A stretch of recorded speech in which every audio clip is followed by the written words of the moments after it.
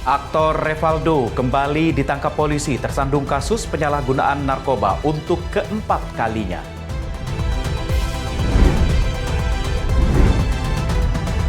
Situasi Jakarta kondusif, pengamanan dan pembersihan dilakukan di sejumlah titik.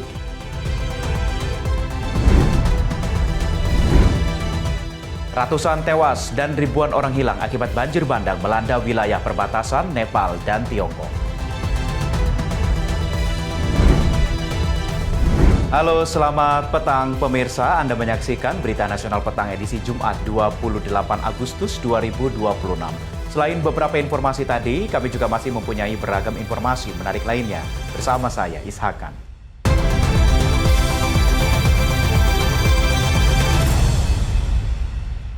Informasi pertama pemirsa, aktor Revaldo Vivaldi ini kembali ditangkap polisi terlilit kasus penyalahgunaan narkoba. Ini menjadi kali keempat Revaldo terjerat kasus serupa. Dan kini Revaldo ditetapkan sebagai tersangka oleh Polres Metro Jakarta Barat.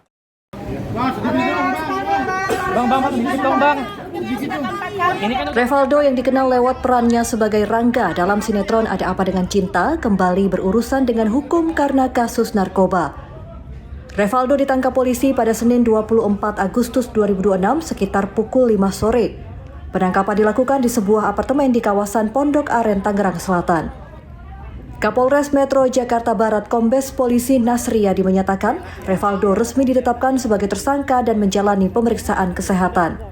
Dari penangkapan ini polisi menyita sejumlah barang bukti, di antaranya perangkat hisap sabu, 2 bungkus plastik diduga berisi sabu, serta obat psikotropika seperti Xanax dan Alprazolam. Hasil tes urin Revaldo dinyatakan positif mengandung narkotika dan psikotropika.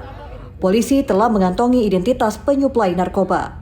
Atas kasus ini Revaldo dijerat dengan pasal 609 KUHP Undang-Undang Psikotropika serta Permenkes nomor 14 tahun 2025. Yaitu seorang public figure atau kita bisa katakan seorang aktor berinisial RF.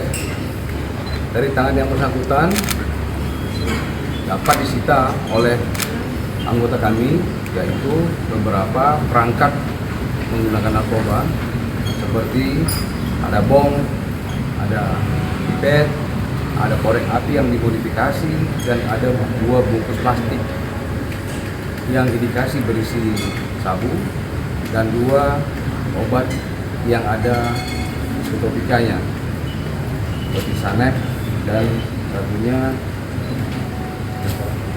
Alprazolam.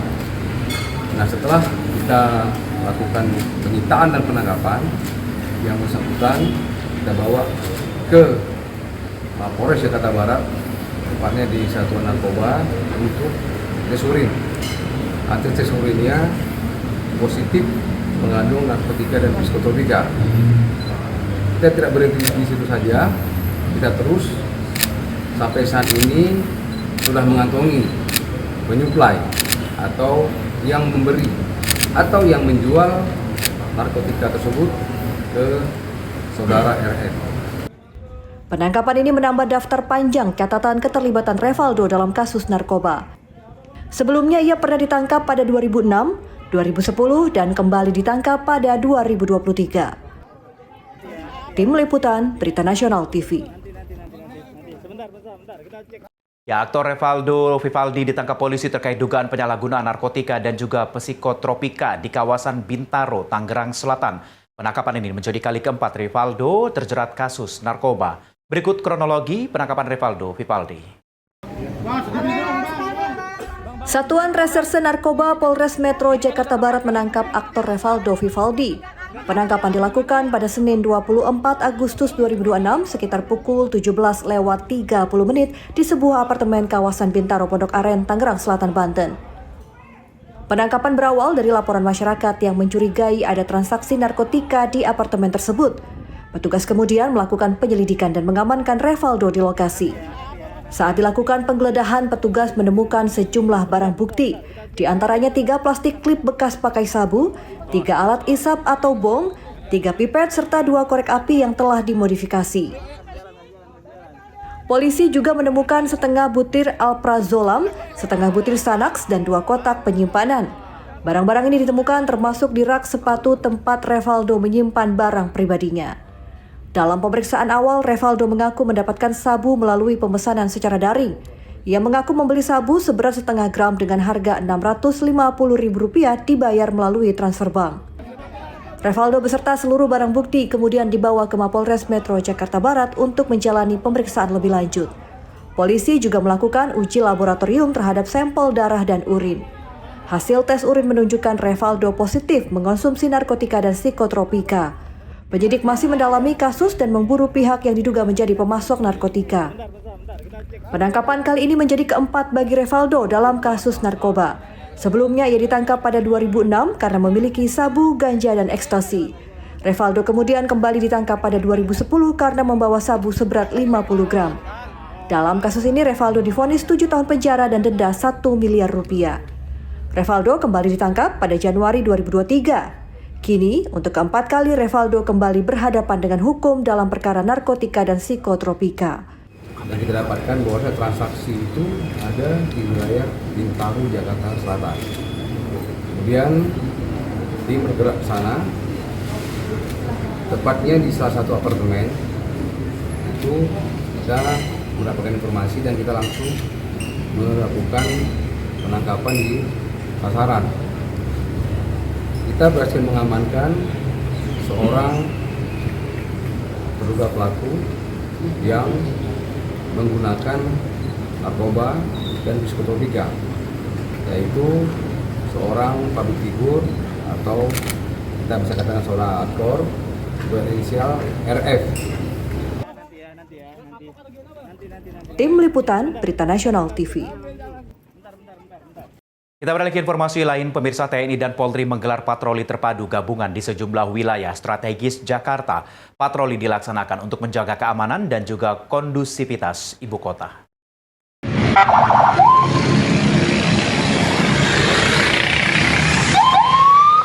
TNI dan Polri menggelar patroli terpadu gabungan pada Kamis malam 27 Agustus 2026 hingga Jumat dini hari 28 Agustus 2026. Kegiatan ini melibatkan Gartap 1 Jakarta, Kodam Jaya, dan Polda Metro Jaya. Sebanyak 148 personil gabungan dari unsur TNI Angkatan Darat, Laut, Udara, Gartap 1 Jakarta, serta Polda Metro Jaya diterjunkan dalam patroli. Patroli difokuskan pada sejumlah objek vital dan lokasi strategis di wilayah Jakarta. Petugas memantau perkembangan situasi keamanan sekaligus mengantisipasi potensi gangguan. Kegiatan ini menjadi bentuk sinergi TNI Polri dalam menjaga stabilitas keamanan dan memberikan rasa aman kepada masyarakat.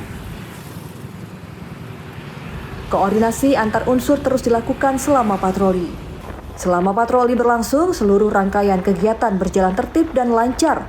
Situasi di sejumlah titik yang dipantau juga terkendali, aman, dan kondusif.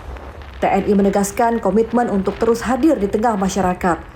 Langkah ini dilakukan guna menjaga stabilitas keamanan dan memastikan kondisi ibu kota tetap aman. Mahendra Dewananta, Berita Nasional TV.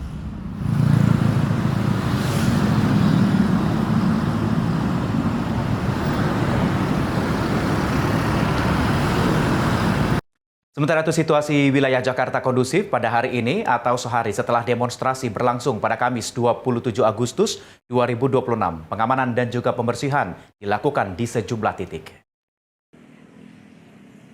Pada Jumat pagi 28 Agustus 2026, personil gabungan TNI dan juga Polri melakukan penjagaan di kawasan belakang gedung DPR MPR RI Senayan, Jakarta. Penjagaan dilakukan mulai dari area Menara BNI hingga pintu belakang kompleks DPR RI. Sementara itu aktivitas di Stasiun Palmerah mulai kembali normal. Sejumlah pekerja memadati stasiun untuk berangkat maupun pulang dari tempat kerja. Bergeser ke kawasan Pejompongan, sisa gas air mata masih tercium hingga pada Jumat pagi. Kondisi ini membuat mata sejumlah warga terasa perih. Petugas kebersihan melakukan pembersihan di sejumlah ruas jalan, sampah, puing-puing, serta sisa abu yang dibersihkan. Coretan vandalisme pada sejumlah dinding mulai dihapus. Arus lalu lintas di Jalan Pejompongan Raya menuju Palmerah hingga akses gerbang tol Pejompongan secara bertahap kembali normal dan sudah bisa dilalui oleh kendaraan. Di kawasan Selipi, lalu lintas di Simpang Selipi, Petamburan juga terpantau lancar, tidak terlihat adanya kerumunan massa di lokasi ini. Secara keseluruhan, kondisi Jakarta pasca demonstrasi mulai kembali kondusif, namun pengamanan masih diperketat dan kegiatan pembersihan di sejumlah titik masih terus berlangsung. Ibrahim, Berita Nasional TV. Kita beralih ke informasi lain, pemirsa perwakilan guru non-ASN menemui pimpinan DPR RI untuk meminta kepastian status kepegawaian mereka pada tahun 2027. Dalam pertemuan ini, mereka mempertanyakan kelanjutan status setelah ketentuan yang berlaku saat ini berakhir pada 31 Desember 2026. Forum Advokasi Guru Non-ASN Sekolah Negeri atau FAGRI menyampaikan aspirasi kepada pimpinan DPR RI di Kompleks Parlemen Senayan, Jakarta pada Rabu 26 Agustus 2026. Pertemuan ini diterima Wakil Ketua DPR RI, Sufmi Dasko Ahmad, Saan Mustafa, dan juga Sari Yuliati. Salah satu pokok pembahasan adalah kepastian nasib ratusan ribu guru non-ASN di sekolah negeri setelah tahun 2026. Ketua FAGRI Ahmad Farwis Nasution menyebut pimpinan DPR menyatakan siap membantu mendorong penyelesaian persoalan guru non-ASN. Langkah ini disesuaikan dengan surat edaran Kemendikdasmen nomor 7 tahun 2026. Berdasarkan data dengan cut-off tahun 2024, terdapat 172.323 guru non-ASN yang masih membutuhkan kepastian status. FAGRI berharap pemerintah bersama dengan pihak terkait segera menyusun formulasi penyelesaian bagi para guru. Wakil Ketua FAGRI, Amiruddin, mengatakan guru non-ASN masih menunggu kejelasan karena ketentuan dalam surat edaran Kemendikdasmen nomor 7 tahun 2026 hanya berlaku hingga 31 Desember 2026. Menurut FAGRI, pembahasan mengenai P3K paruh waktu dan juga P3K penuh waktu belum secara spesifik menjelaskan nasib guru non-ASN.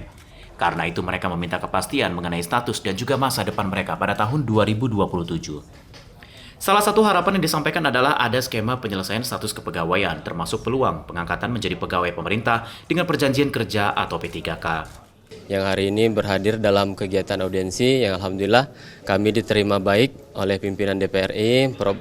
Sufmi Dasko dan juga Bapak Saan Mustafa yang telah banyak memberikan masukan serta diskusi.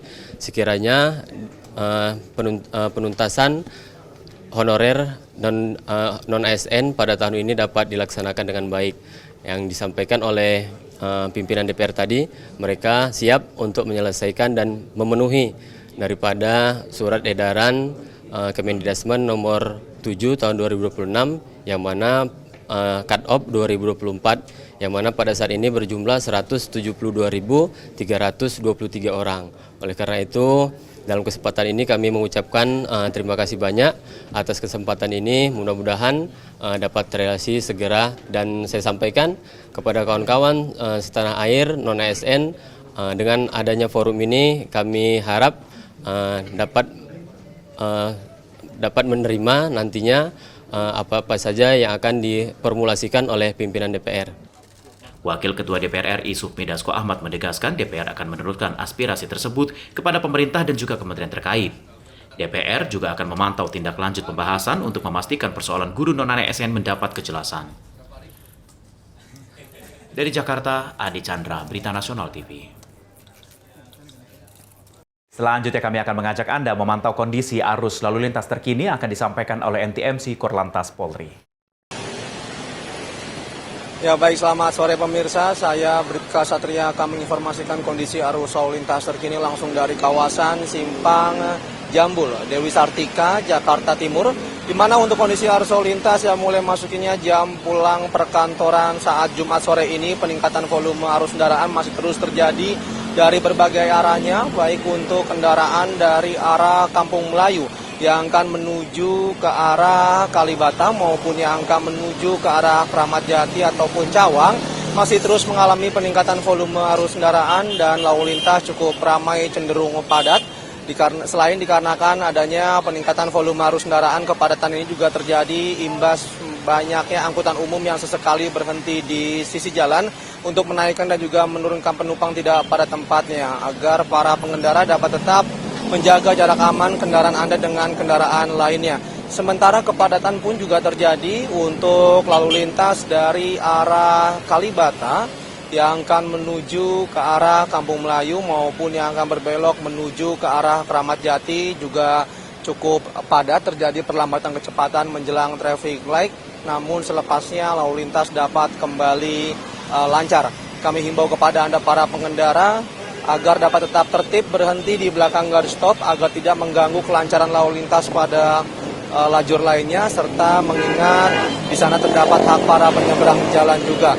untuk kendaraan dari arah Kramat Jati atau dari arah Cawang yang akan menuju ke arah Kalibata maupun yang akan menuju ke arah Kampung Melayu nampak ramai lancar walaupun adanya antrian kendaraan, namun hanya terjadi berkisar 3 hingga 4 kendaraan ke belakang. Selepasnya lalu lintas dapat kembali normal. Kami juga menghimbau kepada Anda para pengendara agar dapat tetap mematuhi rambu lalu lintas di sepanjang jalan yang Anda lewati. Terkhususnya bagi Anda yang akan menuju ke arah Pancoran ataupun menuju ke arah Kalibata untuk penerapan sistem ganjil genap pada sesi kedua yang berlangsung hingga pukul 9 malam nanti mulai diberlakukan, di mana pada sore hingga malam hari nanti hanya kendaraan berplat nomor genap yang dapat melintas, sementara kendaraan berplat nomor ganjil dipersilakan menggunakan jalur alternatif lain sesuai dengan tujuan Anda. Dan bagi Anda yang ingin mengetahui informasi kondisi arus lalu lintas selengkapnya, Anda dapat menghubungi call center kami di nomor 15669, serta jika Anda mengalami gangguan keamanan ketertiban masyarakat, Anda dapat menghubungi call center Polri di nomor 110 selama 24 jam, dan layanan ini gratis bagi Anda para masyarakat yang ingin melaporkan suatu kejadian di sekitar kawasan Anda. Sebagai Polantas Karib, kami siap melindungi, melayani, serta bertugas secara presisi. Stop pelanggaran, stop kecelakaan, keselamatan milik kita bersama. Demikian informasi yang dapat disampaikan, semoga bermanfaat, selamat beraktivitas, dan salam presisi. Ya, Presiden Republik Indonesia menyampaikan penghormatan kepada para kiai dan juga ulama atas jasa serta perannya dalam perjuangan bangsa Indonesia. Informasinya akan kami hadirkan usai jeda. Tetaplah bersama kami.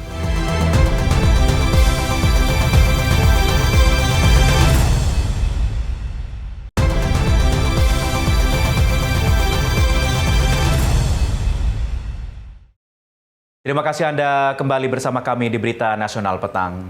Pemirsa, Presiden Republik Indonesia Prabowo Subianto ini resmi membuka Muktamar ke-35 Nahdlatul Ulama di Pondok Pesantren Darul Ulum, Tambak Beras, Jombang, Jawa Timur. Muktamar NU kali ini mengusung tema menjaga marwah, memperkaya khidmah untuk kemaslahatan bangsa, dan juga dihadiri puluhan ribu warga dari berbagai daerah. Jahalah wa tahdiru ulatil umur min ta'yinil juhala fil manasibid diniyah. Presiden Prabowo Subianto menghadiri sekaligus meresmikan pembukaan Muktamar ke-35 Nahdlatul Ulama atau NU di lapangan Untung Surapati, Pondok Pesantren Darul Ulum, Tambak Beras, Kabupaten Jombang, Jawa Timur. Muktamar ke-35 NU mengusung tema menjaga marwah, memperkaya khidmah untuk kemaslahatan bangsa. Rangkaian pembukaan diawali dengan menyanyikan lagu kebangsaan Indonesia Raya dan Syubanul Waton, dilanjutkan dengan pembacaan ayat suci Al-Quran serta selawat badar. Muktamar ini diikuti pengurus NU dari berbagai tingkatan, mulai dari 38 pengurus wilayah, lebih dari 550 pengurus cabang, hingga 33 pengurus cabang istimewa NU. Ketua Panitia Muktamar Syaifullah Yusuf menyebut, perhelatan ini juga diperkirakan diramaikan lebih dari 50.000 rombongan lillahi ta'ala atau romlah dari berbagai penjuru tanah air. Para peserta dan warga datang dengan beragam moda transportasi, mulai dari pesawat, kereta, bus, hingga kendaraan pribadi. Dalam sambutannya, Presiden Prabowo menyampaikan terima kasih atas kehormatan yang diberikan kepadanya untuk hadir dalam pembukaan Muktamar ke-35 NU.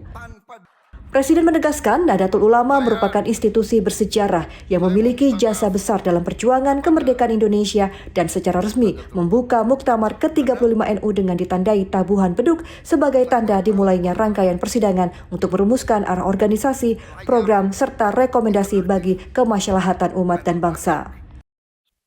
Ini kehormatan besar bagi saya. Nahdlatul Ulama adalah institusi yang bersejarah, yang sangat besar jasanya dalam perjuangan kemerdekaan Republik Indonesia. Tim Liputan, Berita Nasional TV. Bukti yang jelas. Sementara itu, Presiden Prabowo Subianto juga menegaskan peran penting Nahdlatul Ulama dalam menjaga stabilitas, keamanan, dan juga perdamaian bangsa Indonesia. Presiden juga menyampaikan komitmen untuk memperkuat NU dan juga pesantren, termasuk melalui dukungan sarana pembelajaran digital di sekolah-sekolah NU.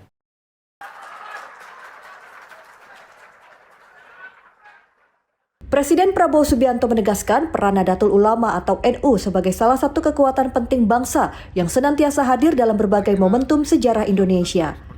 Hal ini disampaikan Presiden saat membuka Muktamar ke-35 NU di Jombang, Jawa Timur pada Kamis 27 Agustus 2026. Menurut Presiden, NU selama ini turut berperan dalam menjaga stabilitas, keamanan, dan perdamaian termasuk di tengah berbagai krisis yang dihadapi bangsa. Semangat ini dinilai sejalan dengan cita-cita para pendiri NU untuk membangun Indonesia yang bangkit dan setara dengan bangsa lain. Prabowo menekankan kehormatan sebuah bangsa tidak dapat dipisahkan dari terwujudnya keadilan dan kemakmuran bagi rakyat. Karena itu, pemerintah berkomitmen memperkuat dan memberdayakan NU serta Muhammadiyah, termasuk pesantren-pesantren yang berada di bawah naungannya. Nahdlatul Ulama hadir selalu dalam kejadian-kejadian bangsa ini. Dalam krisis-krisis bangsa ini, Nahdlatul Ulama selalu hadir, dan Nahdlatul Ulama yang menentukan stabilitas, keamanan, perdamaian, dan masa depan bangsa Indonesia. Di bidang pendidikan, Presiden juga menyampaikan komitmen pemerintah untuk memastikan akses sarana pembelajaran digital yang setara di seluruh Indonesia. Khusus sekolah-sekolah NU, pemerintah akan memberikan tambahan 4 layar digital sebagai bagian dari upaya meningkatkan kualitas pembelajaran. Tim Liputan, Berita Nasional TV. Ya, Presiden Republik Indonesia Prabowo Subianto menyampaikan penghormatan kepada para kiai dan juga ulama atas jasa serta perannya dalam perjuangan bangsa Indonesia. Presiden juga mengajak masyarakat untuk mengenang jasa para ulama melalui istilah jas hijau. Ojo lali. Presiden Prabowo Subianto menyampaikan penghormatan mendalam kepada para kiai dan ulama atas jasa dan perannya dalam perjalanan bangsa Indonesia. Hal ini disampaikan Presiden saat membuka Muktamar ke-35 Nahdlatul Ulama di Pondok Pesantren Bahrul Ulum Tambak Beras Kabupaten Jombang, Jawa Timur, Kamis 27 Agustus 2026. Presiden mengingatkan peran ulama, kiai, dan pesantren sangat besar dalam mempertahankan kemerdekaan Indonesia. Menurutnya, meski kemerdekaan diproklamasikan di Jakarta, salah satu ujian terbesarnya terjadi dalam pertempuran Surabaya pada Oktober dan November 1945 dengan keterlibatan besar para ulama dan pesantren. Atas peran tersebut, Prabowo memperkenalkan istilah jas hijau sebagai ajakan untuk tidak melupakan jasa para ulama. Presiden juga memberikan apresiasi kepada para kiai di pelosok yang meski tidak terkenal dan tidak selalu mendapat sorotan, terus menjaga akhlak, kerukunan, dan kedamaian di tengah masyarakat. Kalau tidak salah Bung Karno ya mengatakan jas merah. Jangan sekali-sekali melupakan sejarah. Saya ingin menyampaikan jas hijau. Jangan sekali-kali melupakan jasa ulama. Di hadapan keluarga besar NU, Presiden Prabowo menyampaikan terima kasih kepada para kiai, nyai, santri, dan santriwati atas pengabdiannya kepada bangsa. Kepala negara menegaskan kekuatan dan kerukunan NU memiliki arti penting bagi persatuan Indonesia, sehingga NU yang kuat dan rukun diharapkan dapat memperkuat serta menjaga martabat Indonesia. Tim Liputan, Berita Nasional TV.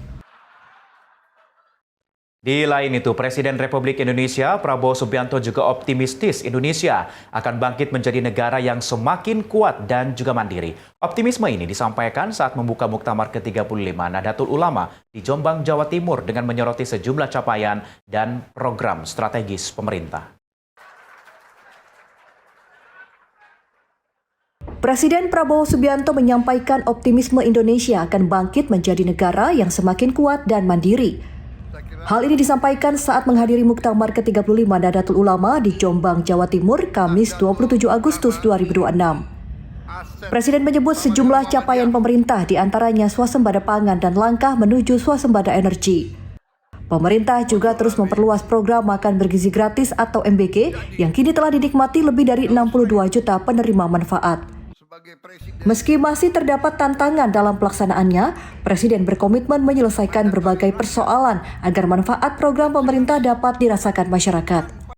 Presiden menekankan penguatan ekonomi rakyat melalui pengoperasian puluhan ribu koperasi Desa Merah Putih serta jaminan penyaluran barang subsidi dengan harga sesuai kebijakan. Namun, kekayaan sumber daya alam dan potensi energi dinilai menjadi modal kuat untuk kebangkitan Indonesia yang didukung penghematan anggaran serta pemberantasan korupsi demi mengalokasikan lebih banyak sumber daya untuk kesejahteraan rakyat. Saudara-saudara, percaya sama saya, beberapa tahun lagi Indonesia akan bangkit dengan luar biasa dan tidak akan ada yang bisa membendung kita. Saudara-saudara sekalian. Yang penting kita harus berani memberantas korupsi. Tim Liputan, Berita Nasional TV.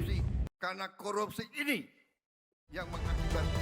Informasi dari dunia internasional akan kami hadirkan usai jeda, tetaplah bersama kami.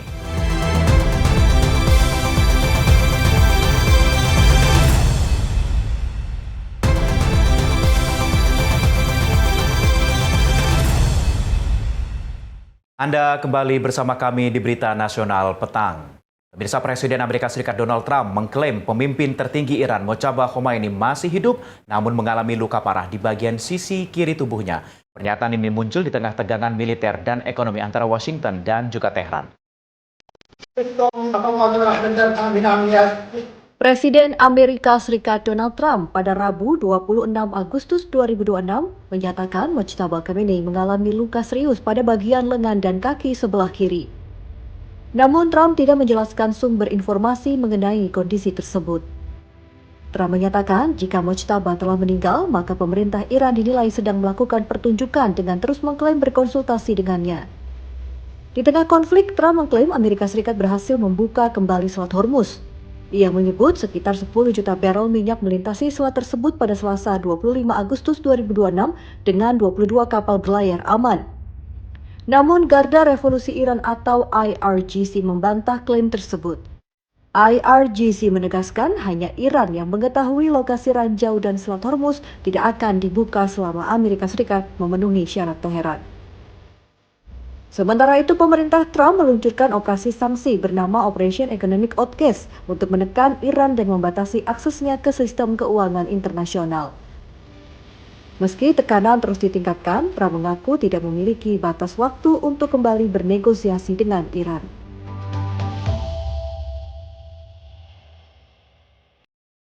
Pakistan membantah kabar menyebut Panglima Angkatan Bersenjata Field Marshal Syed Asim Munir ini datang ke Iran sebagai utusan Presiden Amerika Serikat Donald Trump. Islamabad menegaskan kunjungan ini merupakan upaya mediasi Pakistan. Pakistan is set to assume the chairmanship. Kementerian Luar Negeri Pakistan menyebut kunjungan Panglima Angkatan Bersenjata Field Marshal Syed Asim Munir ke Teheran dilakukan dalam rangka upaya Islamabad menjembatani perbedaan antara Amerika Serikat dan Iran.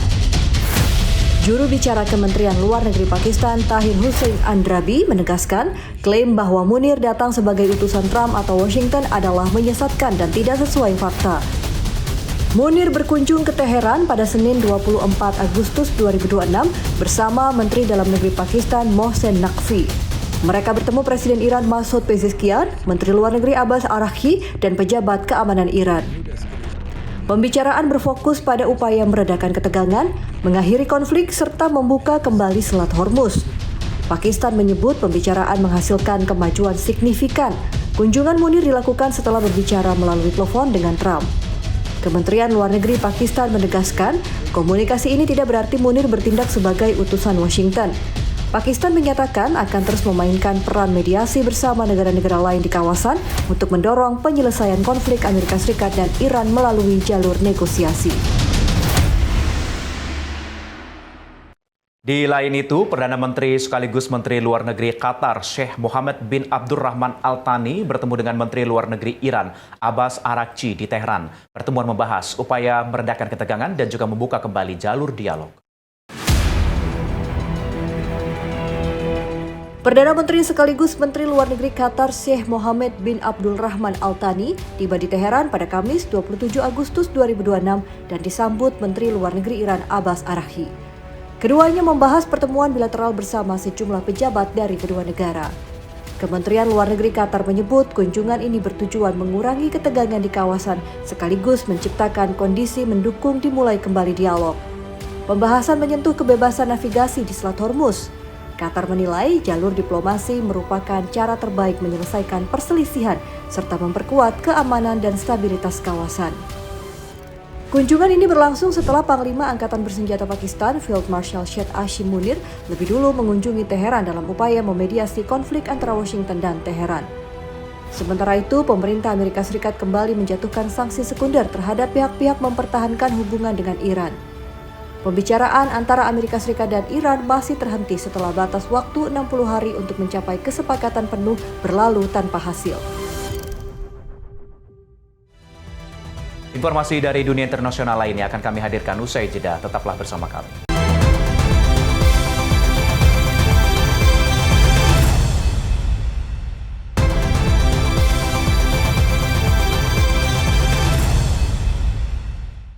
Anda kembali bersama kami di Berita Nasional Petang. Pemirsa, banjir bandang ini mematikan melanda wilayah perbatasan Nepal dan juga Tiongkok. Air bah dan lumpur menerjang provinsi Bagmati, menyebabkan bangunan dan juga jalan tertimbun material. Hampir 1.500 orang dilaporkan hilang, sementara ratusan orang lainnya meninggal dunia. Banjir bandang menerjang sejumlah wilayah di Provinsi Bagmati, Nepal. Arus deras membawa lumpur dan puing, menimbun rumah dan jalan di sepanjang aliran sungai. Banjir awalnya menerjang Timure dan Syarubesi di distrik Rasua pada Rabu pagi 26 Agustus 2026. Air mengalir deras ke arah Nuwakot dan Dading, sejumlah bangunan di tepi sungai tertutup lumpur tebal. Sebagian rumah kosong di lokasi. Di Chandragiri, pinggiran Kathmandu, polisi diterjunkan mengatur lalu lintas dan memeriksa kendaraan. Antrean panjang terjadi di sejumlah ruas jalan terdampak. Hingga Jumat pagi 28 Agustus 2026, sedikitnya 392 orang tewas, hampir 1.500 orang dilaporkan hilang di Nepal dan wilayah Xizang, Tiongkok. Di antaranya terdapat wisatawan dan peziarah asing. Lebih dari 5.000 personel, tentara, dan polisi Nepal dikerahkan untuk pencarian dan penyelamatan. Helikopter digunakan mencari korban dan mengirimkan bantuan ke wilayah terisolasi. Otoritas Hidrologi Nepal menyebut hujan lebat di Rasua bukan pemicu utama bencana. Hasil awal analisis citra satelit menunjukkan runtuh es dan batu di Himalaya diduga memicu banjir besar ke Sungai Lende. Di wilayah Xizang, Tiongkok, lumpur dan puing juga menerjang Kabupaten Girong serta Pelabuhan Girong. Otoritas Tiongkok melaporkan 3 orang tewas dan 558 orang hilang.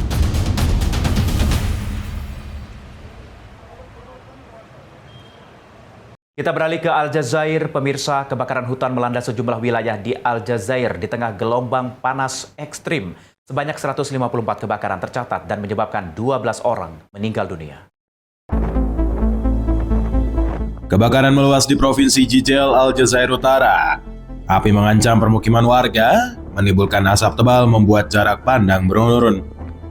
Sejumlah warga berusaha menjauhi lokasi kebakaran. Beberapa keluarga terjebak di kawasan pantai bersama kendaraan mereka.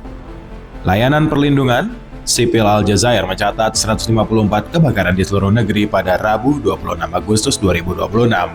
Sebanyak 36 kebakaran terjadi di Provinsi Béjaïa dan 18 diantaranya berhasil dikendalikan. Menteri Dalam Negeri Aljazair, Said Sayud, menyebut kebakaran menyebabkan 12 orang meninggal dunia di 3 provinsi. Tim perlindungan sipil berupaya memadamkan api, sekaligus mengevakuasi warga di wilayah yang terdampak. Sementara itu, sebanyak 173 warga Tanzania kembali ke tanah air setelah memilih pulang secara sukarela dari Afrika Selatan. Pemulangan dilakukan di tengah meningkatnya ketegangan anti-imigran di negara tersebut.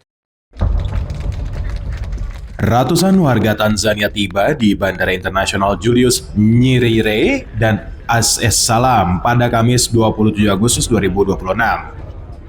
Mereka menjalani pemeriksaan imigrasi setelah dipulangkan dari Afrika Selatan. Sebanyak 173 orang menjadi kelompok pertama dipulangkan dari total 669 warga Tanzania terdaftar program pemulangan sukarela bantuan pemerintah. Sejumlah warga mengaku takut kembali ke Afrika Selatan karena mengalami tekanan dan dugaan kekerasan dari berbagai warga dan setempat. Aktivisasi anti-migran di Afrika Selatan terus meningkat. Warga asing menghadapi tekanan terkait imigrasi dan akses terhadap pelayanan publik. Pemerintah Afrika Selatan meningkatkan penegakan aturan imigrasi. sebanyak 18.816 orang dideportasi pada April hingga Juli 2026. Juru bicara legendaris Simon for Life, Ismail Penza, mengimbau warga Tanzania berada di Afrika Selatan untuk berhati-hati dan mempertimbangkan keselamatan di tengah situasi yang belum pasti. Informasi menarik lainnya akan kami hadirkan usai jeda, tetaplah bersama kami.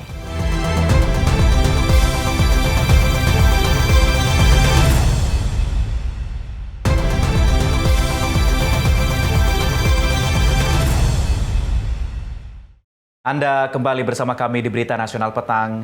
Pemirsa, di tengah sulitnya situasi ini, anak-anak di Gaza kembali merasakan kebahagiaan sederhana masa kecil. Bioskop keliling hadir di kamp pengungsian, memberikan hiburan dan juga ruang sejenak dari ketegangan. Suasana ceria terasa di tengah kamp pengungsian di Gaza. Anak-anak berkumpul dan menari saat peralatan bioskop keliling mulai dipasang. Warga duduk di antara tenda-tenda pengungsian, menyaksikan film animasi di layar besar. Kegiatan ini merupakan bagian dari inisiatif Street Cinema. Platform budaya keliling ini mendatangi kamp-kamp pengungsian menghadirkan hiburan bagi anak-anak dan juga keluarga. Koordinator proyek Al-Masharawi Foundation, Yafa Al-Masharawi, mengatakan kegiatan ini menghadapi berbagai kendala, mulai dari kesulitan berpindah antar kamp, koneksi internet buruk, hingga pemadaman listrik. Sejumlah warga mengaku senang karena kegiatan mengingatkan mereka pada kehidupan sebelum perang. Anak-anak dapat menikmati momen bermain dan menonton film bersama keluarga. Street Cinema telah berjalan sejak 2021 dengan membawa pemutaran film ke ruang terbuka dan lingkungan warga. Di tengah konflik, kegiatan ini berkembang menjadi sarana dukungan psikososial bagi anak-anak di kamp pengungsian. Ya, seorang pelajar berusia 16 tahun di Meksiko mengembangkan alat pemadam api yang tak biasa. Alih-alih air atau busa, perangkat ini memanfaatkan gelombang suara untuk memadamkan api. Angela Karim Venegas, pelajar elektronika di Tampico, Meksiko, menunjukkan prototipe bernama Vortex Tech. Perangkat ini diarahkan ke api kecil dan dalam hitungan detik nyala, api berhasil dipadamkan.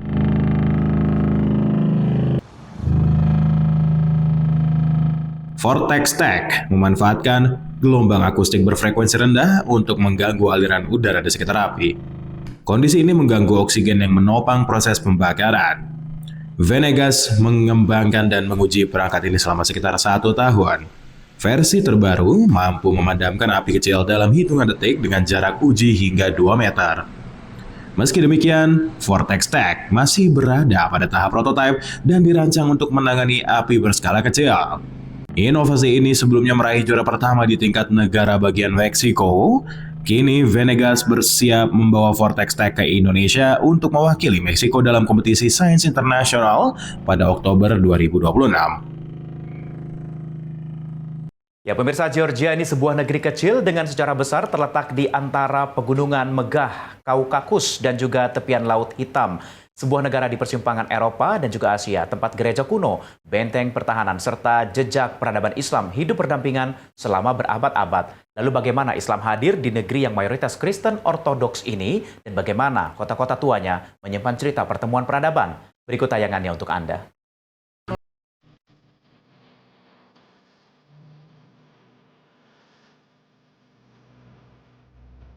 Selamat datang di Georgia.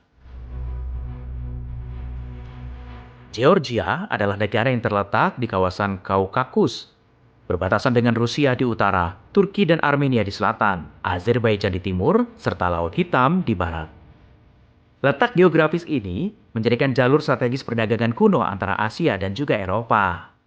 Sejak abad keempat, Georgia dikenal sebagai salah satu negara pertama yang menjadikan Kristen sebagai agama resmi. Warisan itu terlihat dari banyaknya gereja dan biara kuno yang berdiri kokoh di perbukitan dan lembah hijau.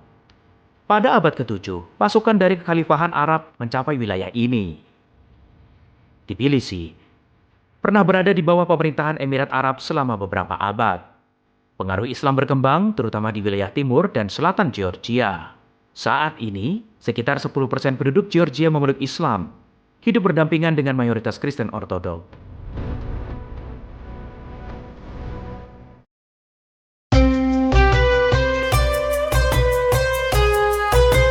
Tbilisi. Tbilisi adalah ibu kota sekaligus pusat sejarah Georgia.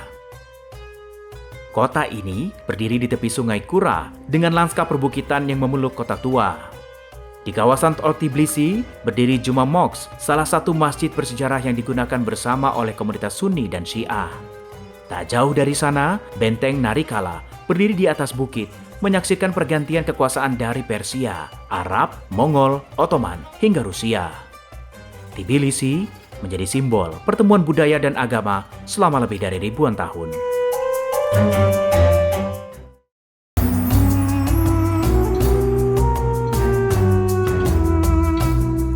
Georgia dikenal dengan benteng dan biara kuno yang tersebar di berbagai wilayah.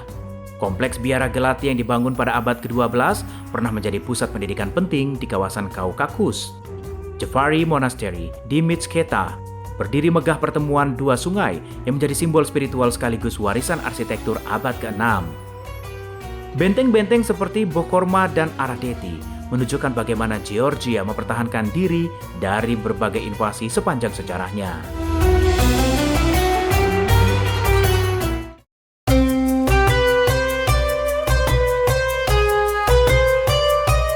Salah satu keajaiban arsitektur Georgia adalah Varzia. Kota batu yang dipahat langsung di tebing pada abad 12. Ratusan ruangan, lorong, dan kapel tersembunyi di balik dinding batu, menjadikan benteng sekaligus pusat kehidupan religius. Selain Varzia, terdapat Uplistike, kota batu yang lebih tua dan pernah menjadi pusat perdagangan penting sebelum era Kristen. Di wilayah pegunungan Svaneti, Desa Uzguli terkenal dengan menara batu pertahanannya yang unik. Georgia adalah negeri pertemuan peradaban, tempat sejarah Kristen dan Islam yang saling bersentuhan dan membentuk identitas bangsa. Di balik benteng tua, biara sunyi, dan kota batu yang terpahat di tebing, tersimpan kisah tentang toleransi, konflik, dan perjalanan panjang sebuah bangsa di persimpangan timur dan barat.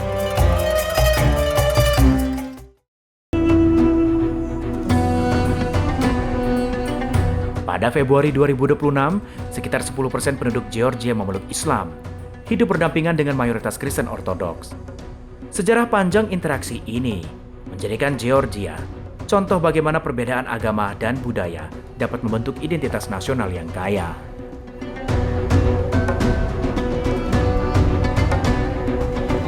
Pemirsa, informasi tadi juga sekaligus mengakhiri perjumpaan kita di Berita Nasional petang kali ini. Akhirnya saya Ishakan yang mewakili seluruh kru dan juga kerabat kerja yang bertugas pamit dari hadapan Anda. Selamat petang, sampai jumpa.